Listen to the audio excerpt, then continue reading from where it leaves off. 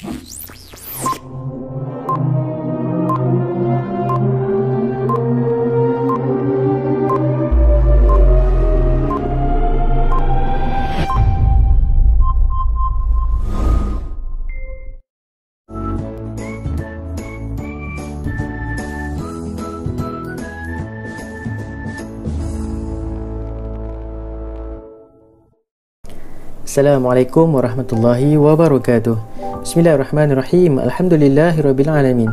Wa bihi nasta'in ala umuri dunya waddin. Wassalatu wassalamu ala asyrafil anbiya'il mursalin wa ala alihi wa sahbihi ajma'in. Subhanaka la ilma lana illa ma 'allamtana innaka antal alimul hakim.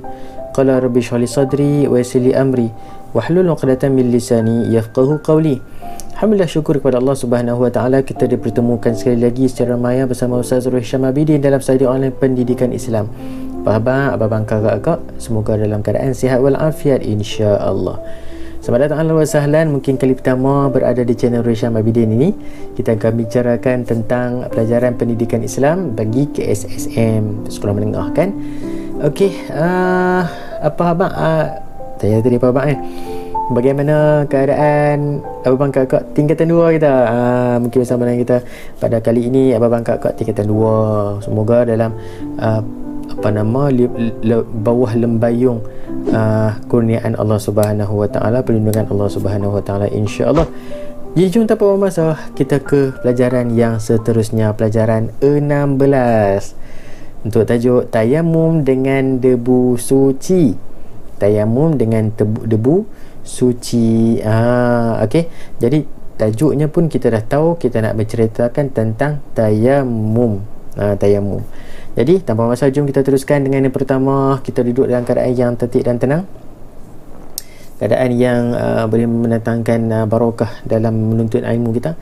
Dan jom kita mulakan dengan surah Al-Fatihah dan selawat kita kepada Nabi sallallahu alaihi wasallam. Al-Fatihah. A'udzubillahi minasyaitonirrajim. Bismillahirrahmanirrahim. Alhamdulillahi rabbil alamin. Ar-Rahmanir Rahim. Maliki yaumiddin. Iyyaka na'budu wa iyyaka nasta'in. Ihdinas siratal mustaqim. Siratal ladzina an'amta 'alaihim ghairil maghdubi 'alaihim waladdallin. Allahumma shalli ala Muhammad wa ala alihi wa sahbihi wa barik wa sallim. Allahumma salli ala Muhammad wa ala alihi wa sahbihi wa barik wa sallim. Allahumma salli ala Muhammad wa ala alihi wa sahbihi wa barik wa sallim. Jadi kita teruskan dengan doa penerah hati.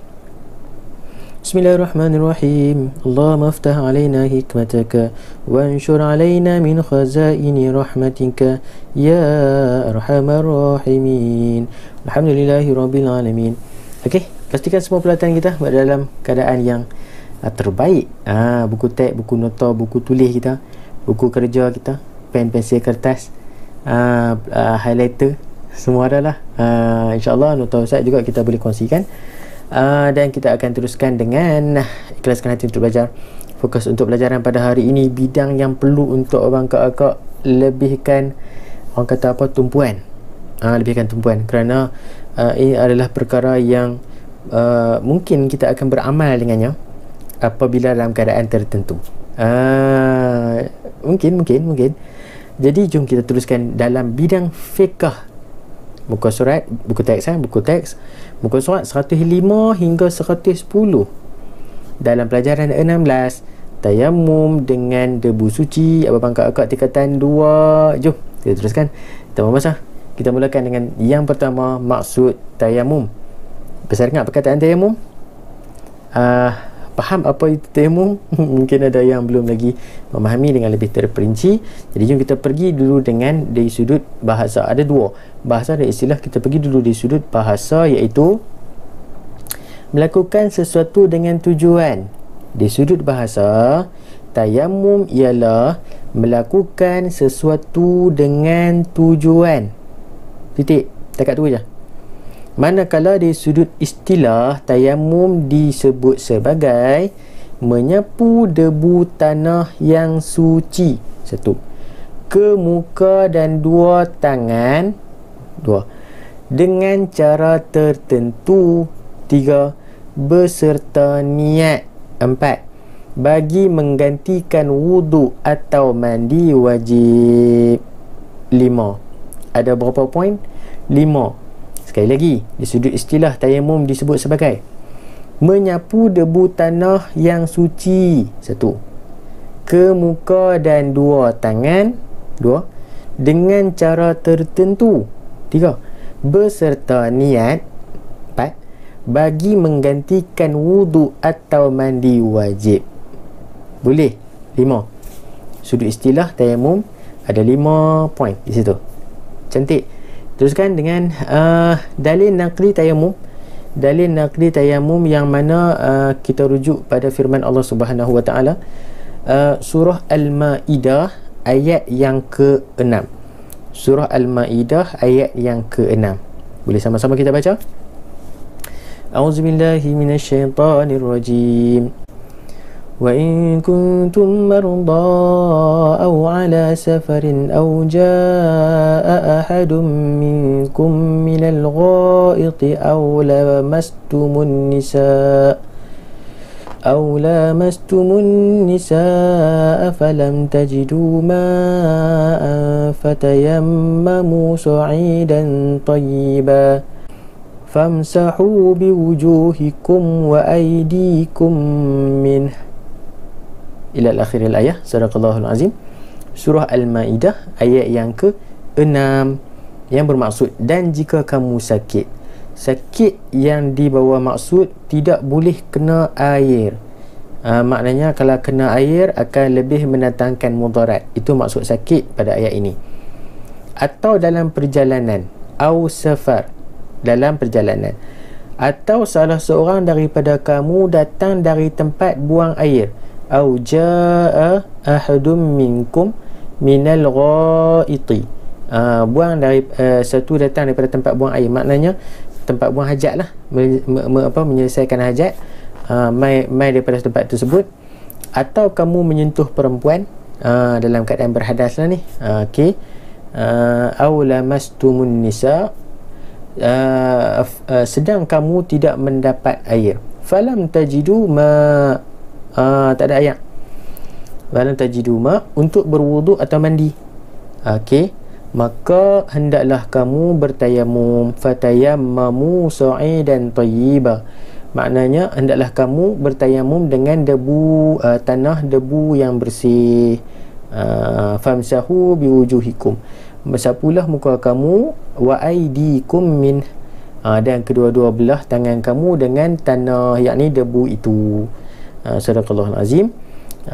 Dalil naqli tayamum daripada surah Al-Maidah ayat yang ke-6. Kemudian kita tengok sebab diharuskan tayamum. Ada sebab baru boleh tayamum. Tak ada sebab ini tak boleh, saya saja nak pergi tayamum. Faham tak ni? Bila ada sebab baru boleh. Dia bukan ikut suka ya, ini nak tayamum lah, ikut suka, esok ambil wudu pula ngayak, lusa tayamum balik, dia buat ikut suka, dia tak boleh. Dia kena ada sebab. Antara sebabnya iaitu ada berapa ni?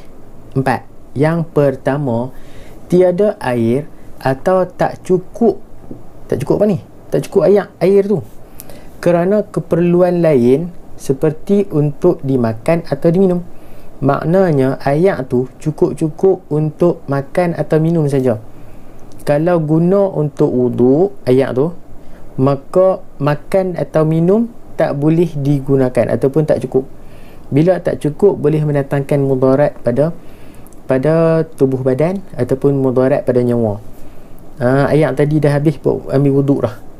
Jadi bila tak cukup ataupun tak ada air, maka bolehlah tayamum, bolehlah guna debu tanah tadi, tanah yang debu tadi, debu tanah suci tadi ni, baru boleh guna cara tayamum. Yang pertama. Yang kedua, sejuk yang boleh memudaratkan kesihatan. Ada orang ataupun ada kawasan yang cuacanya terlalu sejuk, sampaikan bila kena air pada anggota badan, mana-mana lah, tangan ke, muka ke, kaki ke, sampai ke tulang, asal sampai ke tulang sejuk dah, dan boleh memudaratkan kesihatan sampai jadi penat, lelah kan. Jadi bila jadi keadaan macam tu, tak boleh kena air disebabkan terlalu sejuk, maka diharuskan tayamum. guna debu tanah suci tadi ni. Okey, yang kedua. Yang ketiga, tidak dapat menggunakan air kerana penyakit atau sakit seperti melecur dan lain-lain. Maknanya air ada tak? Air ada, tapi dia tak boleh kena air sebab dia sakit ataupun dia berpenyakit. Dia ada penyakit, tak boleh kena air. Contohlah penyakit apa? Sopok ke? Penyakit kulit ke? Penyakit kulit. Bila kena air, penyakit tu lagi teruk, tak boleh guna air, dia kena tayamum. Ataupun melecur, melecur badan dia, kena api kan, melecur, kulit tersiap-siap habis kan, nampak pesi tu, kena air beradui, tak boleh kena air. Jadi dia diharuskan tayamum untuk nak menghilangkan hadas dia. Okey, nak wuduk ataupun nak mandi wajib. Yang ketiga. Yang keempat, air berada di tempat yang terlalu jauh. Air ada tak? Dia tahu kata air ada, tetapi duduk jauh sangat. Mungkin waktu tu di tempat dia tak ada air, dan dia nak wuduk untuk solat. Waktu solat dia nak habis, contoh keadaan waktu solat dia nak habis, dia tahu kata di sana tu ada air, contoh di atas gunung, di atas bukit, dia tahu kata ada air, ada sungai, jauh sangat kan. Dan dia tak sempat, kalau dia pergi tak sempat nak solat waktu tu, waktu zuhur contoh, nak masuk asar dah. Jadi dia diharuskan untuk tayamum, untuk nak melakukan wajibnya dulu. Okey, ayat tak ada kat situ, tapi dia tahu ayat di tempat lain, maka dia diharuskan tayamum. Macam tu contohnya. Okey, seterusnya iaitu syarat tayamum. Bila dah ada sebab tadi, bukan boleh pakai ikut suka, nak ambil tayamum pakai ikut suka. Tak boleh, dia kena ada syarat dia, iaitu yang pertama, ada berapa tu syarat? 5. Yang pertama, telah masuk waktu solat. Contoh selalu kita duk bagilah, zuhur, waktu zuhur, contoh waktu zuhur, pukul zuhur 1.20 lah, senang, 1.20 kan. Ayat tak ada pukul 1, ayat tak ada pukul 1, dia duduk tunggu ni. Kalau ayat tak ada pukul 1.20, waktu masuk waktu zuhur, ataupun dah nak habis waktu zuhur, tak ada lagi ayat, nak tayamum lah. Tengok asar pukul 4.30, kan, ataupun waktu ni dulu, masuk waktu ni. Bila masuk waktu zuhur, azan, Allahu Akbar, masuk waktu zuhur, maka ayat tak ada lagi ni, dia boleh nak tayamum untuk nak solat zuhur. Itu yang pertama. Yang kedua, maknanya kalau sebelum masuk waktu, dia tak boleh lagi nak tayamum untuk solat zuhur. Kalau ada ayat, ambil wuduk siap-siap, sekali azan boleh sembahyang, tak apa. Akan tetapi tayamum dia tak boleh, dia kena masuk dulu waktu. Kita ambil waktu zuhur tadi contoh, azan zuhur, ambil tayamum, solat untuk waktu zuhur tu. Dia tak boleh ambil tayamum waktu zuhur, solat waktu asar. Tak boleh. Contoh dia dah sembahyang zuhur menggunakan air, waktu air tak ada, dia nak sembahyang asar nanti ni, tak masuk waktu lagi, dia pergi siap-siap tayamum. Tak boleh. Telah masuk waktu baru boleh, syarat dia baru boleh tayamum. Yang pertama. Yang kedua, cari air selepas masuk waktu solat. Masuk dulu azan zuhur, baru pergi cari air. Bila confirm kata tak ada air, baru tayamum. Faham ni? Bukan waktu zuhur tak masuk lagi, pergi cari air dah. Bila air tak jumpa, zuhur tak masuk lagi, dia tayamum siap-siap, tak boleh. Dengar lu zuhur, masuk dah waktu ni, yakin kan, yakin waktu zuhur masuk dah, air tak ada, buku paik air tak ada, sudah, tengok ni dekat asar lah, kalau tak ada nak tunggu dah, tak boleh nak tunggu. Kalau tunggu memang tak ada, terlepas zuhur. Cari air tak jumpa, boleh tayamum. Okey, yang kedua. Yang ketiga, menghilangkan najis terlebih dahulu. Mungkin ada di badan dia ada najis, pakaian ke, ada najis, maka hilangkan dulu, buang dulu, ataupun tukar pakaian ke dulu, kan, barulah boleh tayamum. Barulah boleh tayamum. Hilangkan najis terlebih dahulu. Okey, yang ketiga. Yang keempat, menggunakan debu tanah yang tidak bercampur dengan bahan lain seperti tepung atau kapur.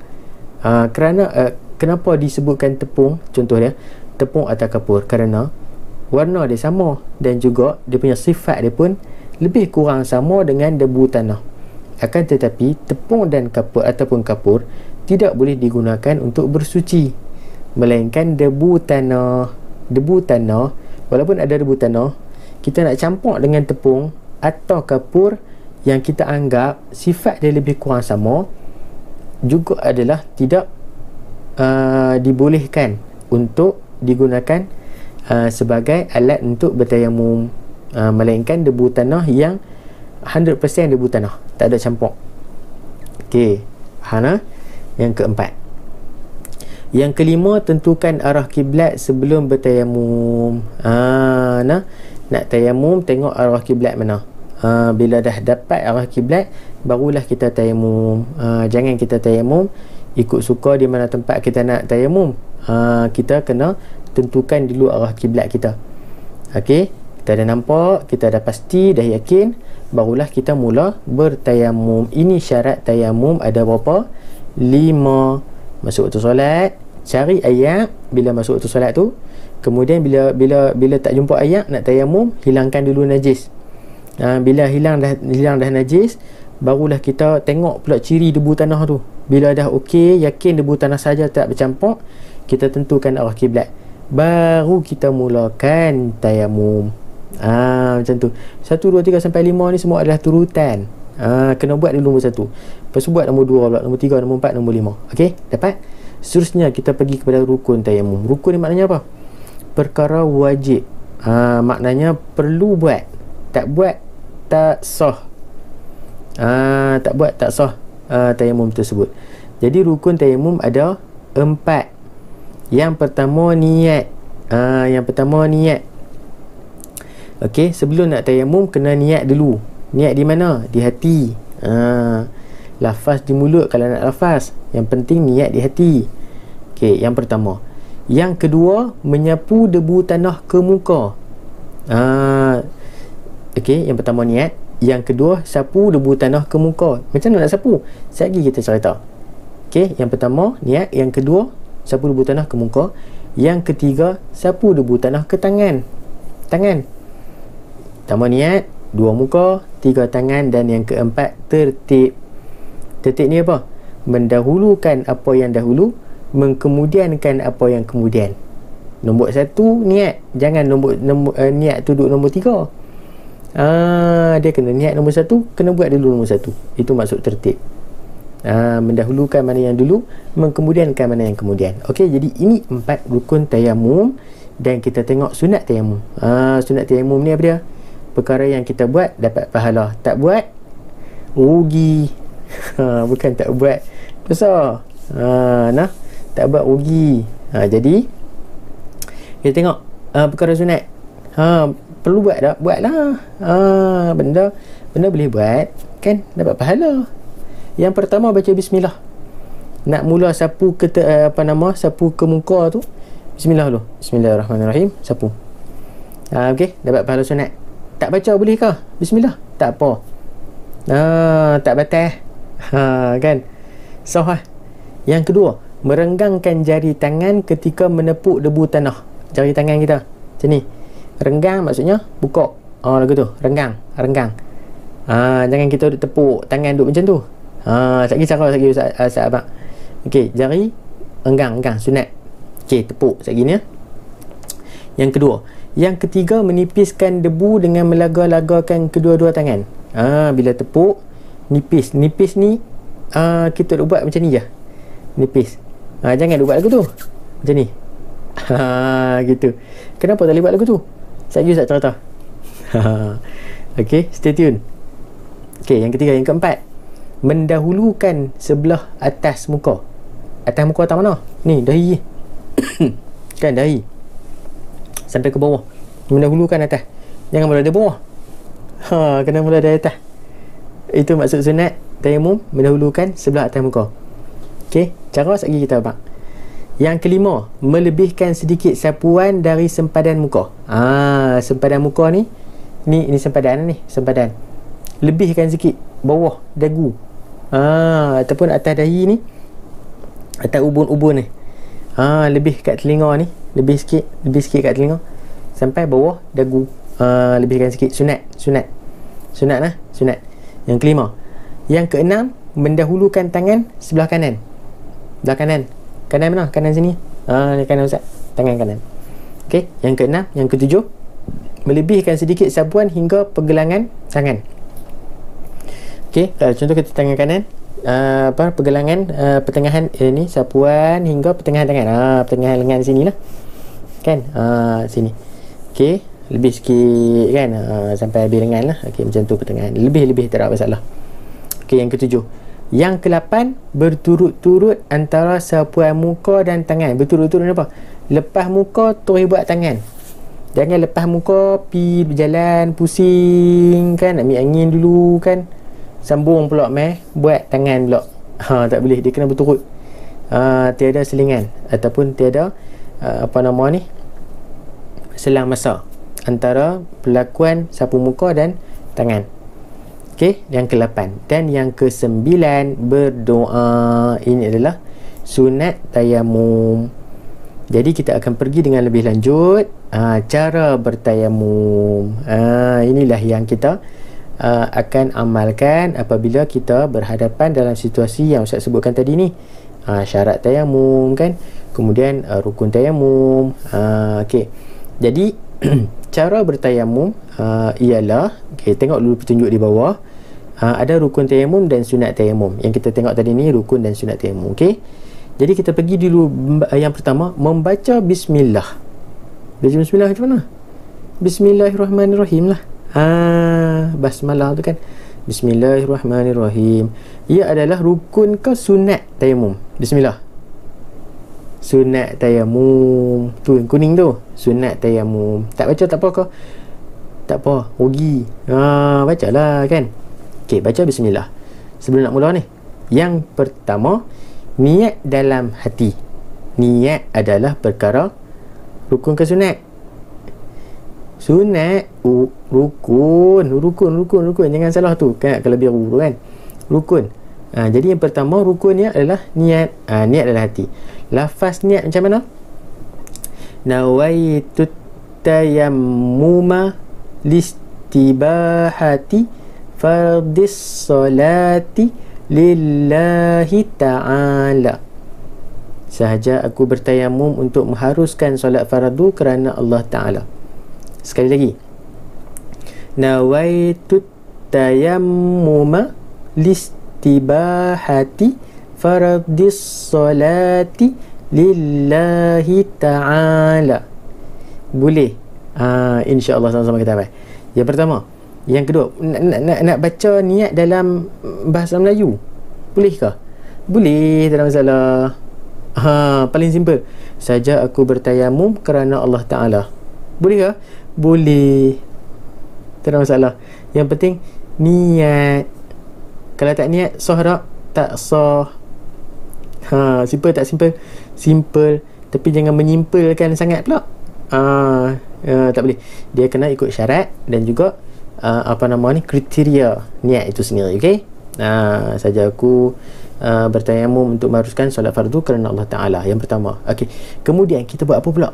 Tengok gambar tu. Dia renggang tangan dia. Gitu. Debu duduk ada depan ni. Dah nampak debu kan? Okey. Merenggangkan jari tangan ketika menepuk debu tanah. Jangan tepuk lagu tu. Debu naik ke muka. Tepuk pelan-pelan. Tepuk macam tu sikit. Okey. Ini yang pertama. Kita buat macam ni dulu kan. Boleh buat sambil-sambil. Pandai. Buka tangan. Okey. Tepuk sikit. Bagi lekat kat tangan kan. Bagi lekat sikit. Kita dah yakin dah ni. Okey, semua dah clear. Kita pergi dengan seterusnya. Menipiskan debu dengan melaga-lagakan kedua-dua belah tangan. Sebelum nak sapu ke muka, kena nipiskan dulu. Nak nipiskan macam mana? Jangan kita duduk nipis dekat tempat yang kita tepuk tadi tu. Faham tak? Satgi debu tanah yang kita nipiskan tu dia jadi dah digunakan, tak boleh dah kita nak gunakan untuk bersuci dah. Tak? Jadi kita buat macam mana? Kita pergi keluar daripada tempat yang kita tepuk tadi tu. Tepuk di sini, contoh tepuk di sini, tepuk, angkat, nipiskan di luar. Gitu. Faham tak? Nipiskan. Nipis, tepuk. Kita yakin kata dia turun sikit-sikit kan. Mungkin ada batu apa. Mungkin ada apa, sampah-sampah sikit-sikit kan. Tepuk sikit-sikit, jangan tepuk pak lagu tu. Jatuh habis semua. Tepuk pelan-pelan, nipiskan saja. Okey. Itu yang seterusnya. Kita tengok untuk yang kedua. Ini adalah perkara rukun tayamum, iaitu menyapu debu tanah ke muka. Okey, bila dah nipiskan, barulah kita nak ni debu tanah tadi, debu suci tadi ada dekat tapak tangan kita. Jadi kita dahulukan sebelah atas muka. Macam mana? Ni kita sapu di atas sampai kena ubun-ubun tu, jari hujung kena ubun-ubun. Okey. Kemudian yang biasanya kita buat macam ni. Tangan kita, okey. Jari ibu jari ni akan cover sebelah tepi. Macam tu lebih kurang. Macam tu.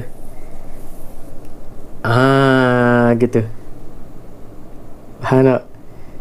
Okey, jadi macam ni contoh. Okey, ambil sapu. Ni bawah ni lebihan ni. Lebihan.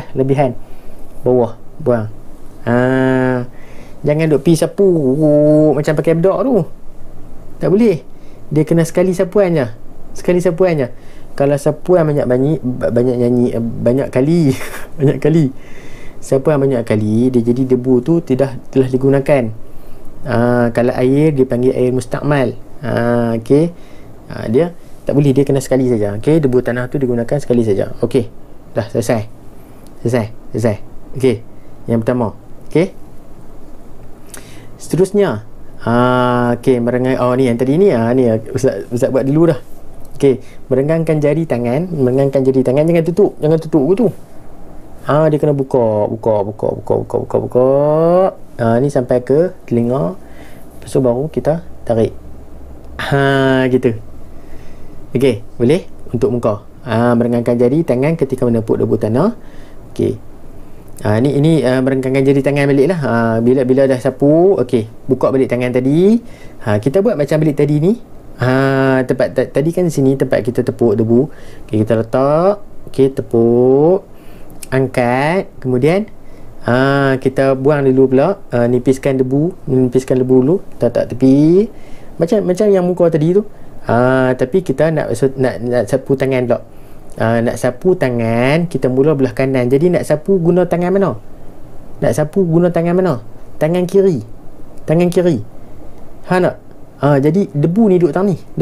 Jadi tangan kita duduk macam ni lah. Duduk macam ni. Okey, duduk macam ni. Okey, cara dia, debu ni kita bahagikan dua. Bahagian atas untuk sapu bawah tangan. Ni Ustaz belajar dululah di sekolah. Ustaz ajar. Okey, yang ni bahagian ini, sebab kita kena ingat debu tanah digunakan untuk debu suci ni, untuk digunakan bersuci hanya sekali saja. Maknanya kita tak boleh buat dua kali lah. Kita gunakan dulu. Okey, bawah ni. Okey, selesai. Okey, dah lebihkan sikit pergelangan tangan kan. Okey, untuk bahagian atas ni, kita sapu ke atas. Akan tetapi dekat bahagian ni kan ada debu tanah tadi. Ni kita tak guna lagi belah kanan ni. Jadi jangan duk pergi sapu atas ni pula. Faham tak? Okey, sekali lagi. Tangan kiri ada debu tanah. Tangan kanan pun ada debu tanah suci tu. Jadi kita jangan duk pergi sentuh dia. Macam mana? Kita guna tangan kiri, kita guna hok atas dulu. Okey. Lepas tu tangan ni, okey, macam tu. Okey. Gitu. Okey. Hok ni dah kita guna tadi, atas ni. Jadi kita tak sentuh dah lah. Kita tak buat macam tu. Kita buat macam ni. Okey. Ni debu tanah, jangan duk main pegang. Debu tanah. Okey. Naik atas. Selesai. Okey, belah kanan selesai. Okey. Jadi belah kiri pula. Belah kiri guna hak tangan kanan pula. Macam tadi ke? Okey, macam tu. Okey. Okey. Lepas tu Ni dah guna, angkat. Guna pula. Gitu. Gitu. Wallahu a'lam. Apa yang Ustaz belajar begitulah. Dan apa yang Ustaz amalkan begitu. Jadi mungkin Ustazah ada pembetulan ataupun ada penambahan dalam perkongsian kita bersama anak-anak, boleh kita kongsikan dalam komen di bawah, insya-Allah. Okey, jadi nombor 3, menyapu debu tanah ke tangan adalah perkara rukun tayamum. Tadi lah, tengok macam dalam gambar tu kan. Okey, jadi bawah tangan adalah menggunakan atas tapak tangan. Gitu. Gitu.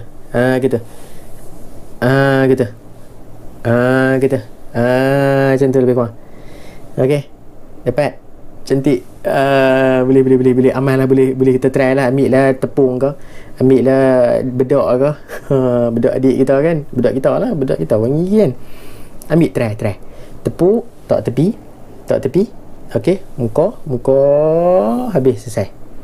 Bukan 3 kali tau, bukan wuduk ni sekali lah. Jangan salah. Lagi duk buat pula. Ambil sekali lah. Okey. Lepas tu ambil pula tepuk tangan. Ni tangan. Selesai. Jangan duk pergi pegang, duk pergi tenyeh pula. Oh, debu banyak kan. Tenyeh. Tak boleh. Okey, dah kita ambil, selesai, alhamdulillah, insya-Allah. Okey. Berturut antara siapa muka dengan tangan, dah selesai muka terus dengan tangan. Jangan duk pergi pegang benda lain pula, duk pergi pergi kelain pusing berlari setengah padang juga. Tak boleh. Terus dengan tangan. Okey, itu maksud berturut. Okey, seterusnya berdoa. Berdoa adalah perkara sunat tayamum. Nak doa ni macam mana? Panjang lah Ustaz nak hafal. Lah ni doa lepas wuduk. Okey, abang tak perasan kan? Sama dengan doa tayamum. Asyhadu an la ilaha illallah wa asyhadu anna Muhammadan abduhu wa rasuluh. Allahumma ij'alni minat tawabin waj'alni minal mutatahhirin waj'alni min ibadika salihin. Doa seperti doa selepas wuduk juga. Aku bersaksi bahawa tiada Tuhan yang disembah melainkan Allah dan Nabi Muhammad hamba dan pesuruhnya. Ya Allah, ya Tuhanku, jadikanlah aku dalam kalangan orang yang suka bertaubat. Jadikanlah aku orang yang menyucikan diri. Jadikanlah aku dalam kalangan hamba-Mu yang soleh. Jadi ini adalah doa tayamum. Seperti mana doa wuduk juga, doa selepas wuduk dan juga doa selepas tayamum adalah sama. Okey, boleh setakat tu. Wallahu alam, insya-Allah. Sama-sama kita belajar. Seterusnya tertib. Last sekali tertib. Habis doa amin ya rabbal alamin, selesai. Jangan duk pergi sapu pula muka tu kan. Doa sekadar doa saja. Okey. Jadi last sekali tertib. Tertib tu mendahulukan mana yang dahululah. Mengemudiakan mana yang kemudian. Itu saja. Okey. Jadi selesai cara bertayamum kita. Kita tengok spektrum ilmu. Syarat debu yang boleh digunakan untuk tayamum: tanah yang berdebu dan bukan abu. Abu ni apa? Arang, pokok, kertas yang kita bakar tu kan. Yang hitam tu kan. Jangan kita guna abu tu pula, ataupun yang kelabu kat warna macam-macam lah. Kita ambil pergi buat macam tu, tak boleh. Dia debu tanah. Tanah, kita cari tanah kan yang jenis berdebu tu. Bila tepuk debu naik atas tu kan. Yang tu. Boleh. Dia berdebu. Tanah saja. Okey. Yang kedua, suci dan tidak bernajis. Kadang-kadang tanah ni berbahaya. Bukan bahaya apa, korek-korek tengok-tengok ada kucing dah pi rasmi dah. Kucing dah pi rasmi, tak boleh, pergi cari tempat lain. Okey, suci dan tidak bernajis. Yang ketiga, tidak mustakmal. Itu saya kata tadi tu. Seperti mana air yang apabila telah digunakan walaupun bersih tapi tidak menyucikan, dipanggil air mustakmal. Begitu juga dengan debu tanah ni pun, apabila telah digunakan tidak boleh digunakan lagi untuk tayamum. Dipanggil mustakmal. Tidak bercampur dengan bahan lain. Macam tadi lah, tak boleh campur dengan tepung, campur dengan kapok, tak boleh campur dengan bedok ke. Tak boleh, walaupun lebih kurang warna sama, sifat sama kan, berdebu dan sebagainya, tak boleh. Dia tak boleh campur. Okey, Jadi ini syarat debu yang digunakan untuk tayamum. Seterusnya, perkara yang batalkan tayamum. Bila dah ada tayamum, kena jagalah, takut batal. Akan tetapi bila mai perkara ini, dia akan membatalkan tayamum kita. Yang pertama, semua perkara yang membatalkan wuduk sama seperti mana wuduk, begitulah juga tayamum. Perkara yang membatalkan wuduk, contohnya apa? Keluar sesuatu daripada kubul ataupun dubur, kentut ke kencing ke, batal tayamum. Macam tu juga. Sentuh ajnabi, sentuh orang yang bukan mahram, okey, batal wuduk. Apa lagi? Tidur yang tidak tetap kedudukan, sama dengan wuduk lah. Okey, jadi itu boleh membatalkan tayamum. Kemudian yang kedua, ada air sebelum solat dimulakan. Tayamum dah ada, nak pergi solat, tiba-tiba air keluar pada paip, maka jangan duk pergi solat, kena pimbik wuduk pula dengan air tu. Jangan duk asal tak apa, aku dah tayamum dah, ambil tayamum, air tak boleh baby lah, tak boleh, tak sah solat lagi sebab tayamum dah batal. Dia kena ambil balik air wuduk dengan air yang dah ada tu sebelum solat. Tapi bila dah solat, Allahu Akbar, tengah duk sembahyang dengan air, teruskan. Okey, dia syarat sebelum solat dimulakan. Okey, yang kedua. Yang ketiga, boleh menggunakan air semula, seperti sembuh daripada penyakit yang menghalang penggunaan air. Tadi kita cerita ada penyakit yang tak boleh kena air, kan? Cacar ke ataupun apa penyakit lah, bila kena kulit dia akan memudaratkan kesihatan dia. Maka apabila dia ambil wudu, ambil tayamum, okey, dia nak menghilangkan hadas, okey, dia nak mandi wajib. Akan tetapi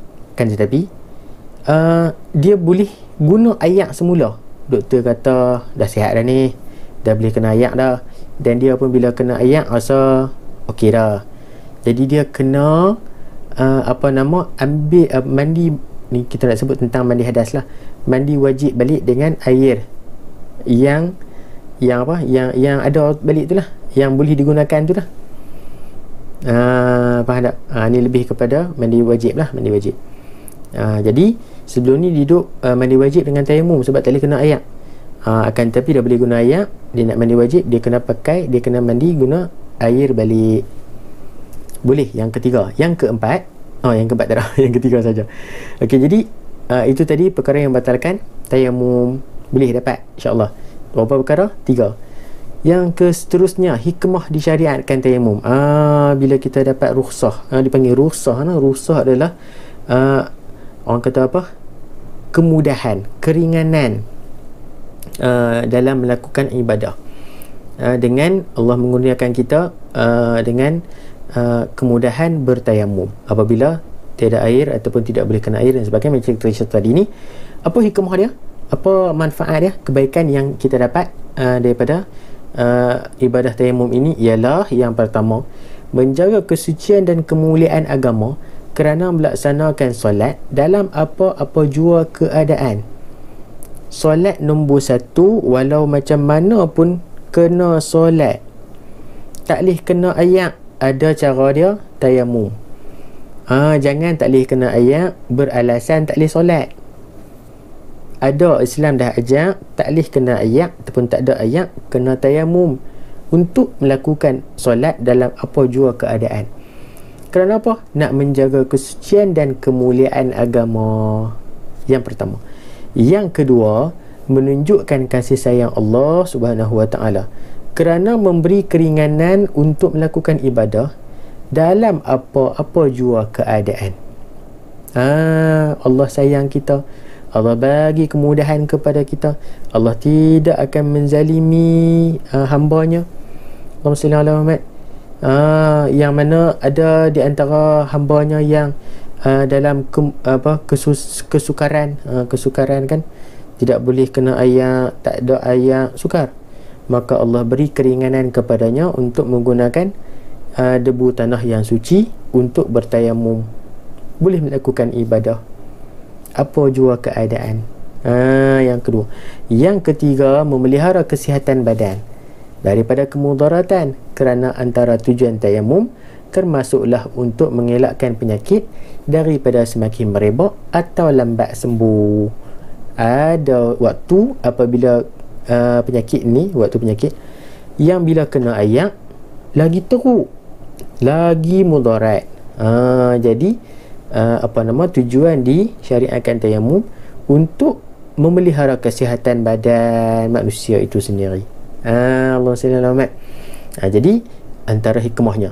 Yang ketiga. Yang keempat, menghindari sebarang bentuk kemudaratan pada anggota badan kerana menggunakan air ketika cuaca terlalu sejuk sangat kan, tak ada water heater contoh kan, tak ada air pemanas air, maka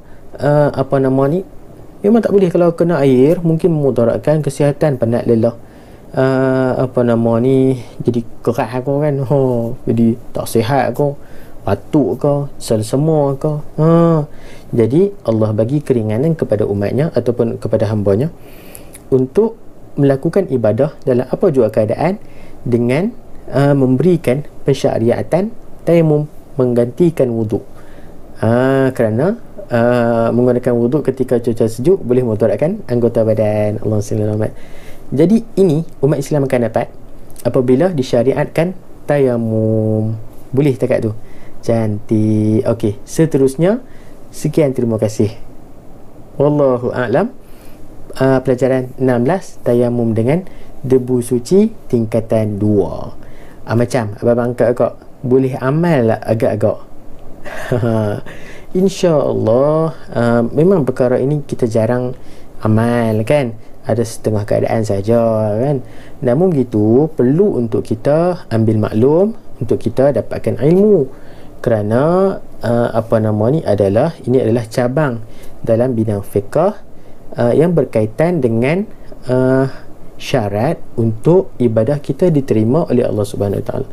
Kemungkinan ada kalangan kita yang berhadapan dengan situasi ini, maka akan ingat baliklah pelajaran yang kita belajar dan boleh amalkan.